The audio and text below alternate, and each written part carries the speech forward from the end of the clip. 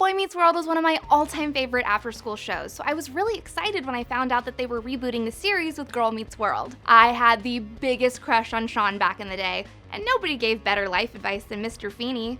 Also, if you're in the market for like a really good punk song about Corey Matthews, check out this band Suspicious Delicious, because they basically rocked my entire 7th grade experience. Girl Meets World is all about Corey Matthews' daughter Riley and how he and Topanga help her navigate growing up. But just because this is a wholesome family sitcom doesn't mean that there aren't a few dirty jokes thrown in the mix. I'm Whitney Van Lanningham, and these are the dirtiest adult jokes in Girl Meets World. Number 7. In this episode, Mr. Matthews is trying to teach the class how to communicate with each other without using their cell phones. There's this kid named Farkle in the class, and he asks Mr. Matthew if he can have Farkle time at the front of the class. He starts explaining what will happen to the world when Farkle technology takes over and says this. And I will easily be able to make another one of you. Ow. And another one of you. Ow. Wait, so now there's 4 of us and 1 of you? That's awesome. Cool. So that child is into group sex. That's not weird at all. Number 6. When Mr. Matthews takes away all the kids' cell phones, it forces everyone in the class to head over to the New York Public Library to do research for their project on human interaction. Riley approaches the librarian looking for advice, and the librarian doesn't seem too keen to loan Riley one of her books.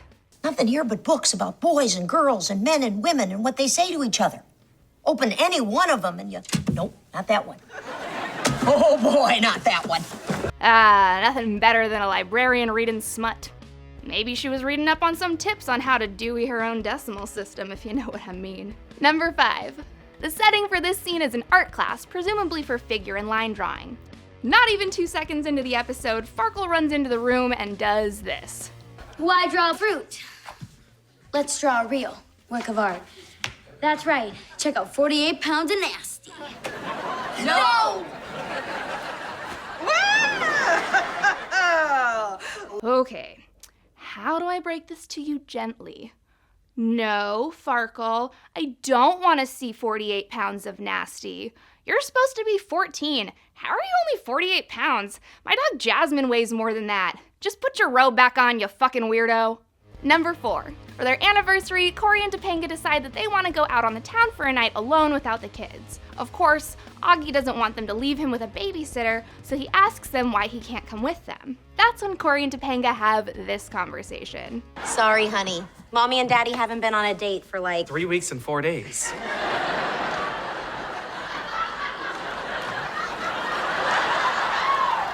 Okay, first of all, did you see those waggling eyebrows? They definitely gonna fuck. I know this because there's no man on the planet who remembers how long it's been since the last time he went to dinner with his wife. Every guy on the planet who's not getting laid, however, can definitely remember the last exact second he slid his pee into the V. Number 3. While Augie is downstairs helping Corey tie his tie, Riley is upstairs helping her mom get ready in the bedroom. When she's all finished, Topanga asks her daughter how she looks. That's when Riley hits her with this compliment. Wow, it was amazing. When am I gonna look wow? Aw, honey. You already do. Yeah, but not with the bam and the boom. And the, you know. Hey Riley, here's an addendum to the 10 Commandments. Never covet thy mother's titties. It's a little weird. Number 2. Corey and Topanga are having a hard time accepting that Riley is growing up so fast. So when she invites her friends over for family game night, both of them kinda lose their shit. Corey's little brother Josh ends up hosting the game night and has to dodge advances right and left from Maya. At the end of the episode, Josh has to have a little talk with Maya about older men. You do understand I'm too old for you. I do, Josh. I know that. Good. But I'm in it for the long game. Okay, kids, are you ready to learn a new gross innuendo? There's this little thing called the jailbait weight, which is when a teenager starts thinking about having a relationship with an ephebophile. Don't know what that word means? I didn't either! An ephebophile is an adult person who's attracted to an underage person in their later teenage years. So like, you know in all those pornos when they say, she's barely 18? It's basically that. The jailbait wait happens when a minor decides to wait until they turn 18 before they act on their sexual fantasy with an older person. And that's what Maya's referring to when she says the long game. Gross. Number 1. In this episode, Riley complains that her health teacher isn't sensitive enough, so her dad ends up teaching her class about the miracle of the human body. Unfortunately, Corey is way too awkward to talk about the birds and the bees in front of his kid, so Smackle has to take over. On page 73 of your health books, what they're trying to teach you is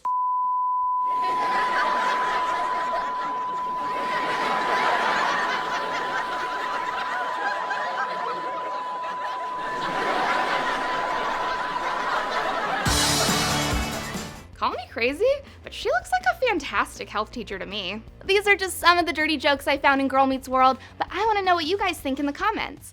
Like and subscribe to Obsessed for more dirty jokes. Now I'm gonna leave you guys to rock out to this little gem. 1, 2, 3, go! Corey Matthews. I just can't get enough. Corey Matthews.